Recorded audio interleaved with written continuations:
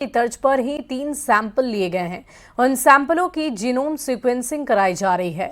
अस्पताल के अधीक्षक ने लोगों से ये अपील की है कि ये वायरस फेफड़ों को प्रभावित नहीं करता है।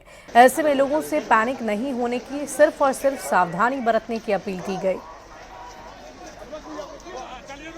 एचएमपीवी वायरस को लेकर बिहार भी अलर्ट पर है और पटना के आईजीएमएस में जीनोम सीक्वेंसिंग शुरू हो गई है। यानी जो संदिग्ध मरीज हैं उनके सैंपल लिए गए हैं और सैंपल की रिपोर्ट कब आएगी, हम सीधी बातचीत करेंगे। अस्पताल के एमएस हमारे साथ हैं डॉक्टर मनीष मंडल।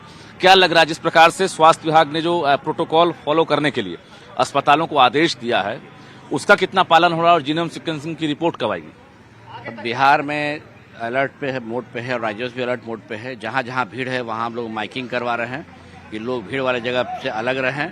कोशिश करें कि मुंह नाक ढक के रखें, मास्क लगा के रखें, दूरी बना के रखें और साथ में सर्दी खांसी अगर है तो विशेष ध्यान रखें, वो लोग जाए भीड़ भाड़ वाली जगह पे नहीं जाए।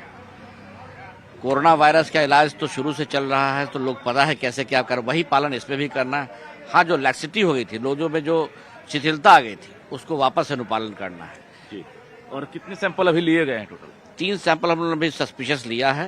अब उसमें हमारी जांच चल रही है, जैसे ही उसका रिजल्ट आएगा तो बताया जाएगा। कितने दिन पहले सैंपल लिए गए थे और रिपोर्ट कब तक आने की संभावना? रिपोर्ट जल्द आने की संभावना है, आज से कल में रिपोर्ट आ जानी चाहिए। जी। वायरस का जो मोड है देखकर क्या कहेंगे? वायरस किस प्रकार का वायरस है? ये वायरस से लोगों को घबराने की जरूरत नहीं है। आपके चैनल के माध्यम से मैं लोगों को बताना चाहूंगा, ये सिर्फ गले तक रहता है तो फेफड़े तक नहीं जाता, इसलिए इसमें लोगों को घबराने की जरूरत बिल्कुल नहीं है, क्योंकि इसमें आईसीयू की जरूरत नहीं पड़ेगी, लोग को भर्ती की जरूरत नहीं पड़ेगी।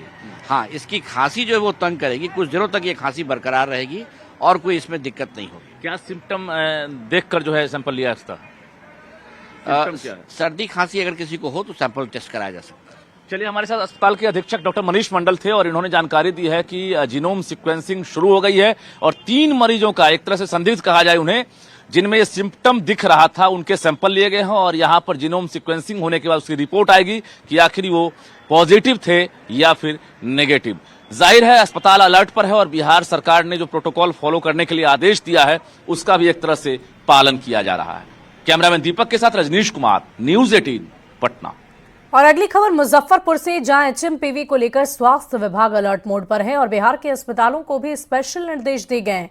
एसकेएमसीएच में भी एचएमपीवी को लेकर तैयारियां शुरू की जा चुकी हैं। एसकेएमसीएच में एचएमपीवी को लेकर 25 बेड का स्पेशल वार्ड चिन्हित किए गए, जिसमें वेंटिलेटर, ऑक्सीजन की सुविधा उपलब्ध है। इस पूरी खबर को लेकर अधिक जानकारी दे रहे हैं न्यूज़ 18 संवाददाता प्रियांक सौरभ। किया है 25 बेडेड, है ना।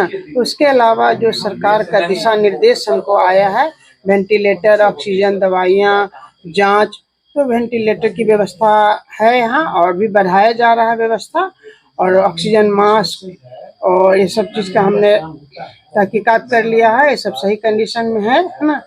फिर मेडिसिन भी मैंने अपने स्टोर में सारे अवेलेबल करवा लिए हैं और जांच के लिए हमने माइक्रोबायोलॉजी एचओडी, पैथोलॉजी एचओडी सबको बुला के मीटिंग किया है।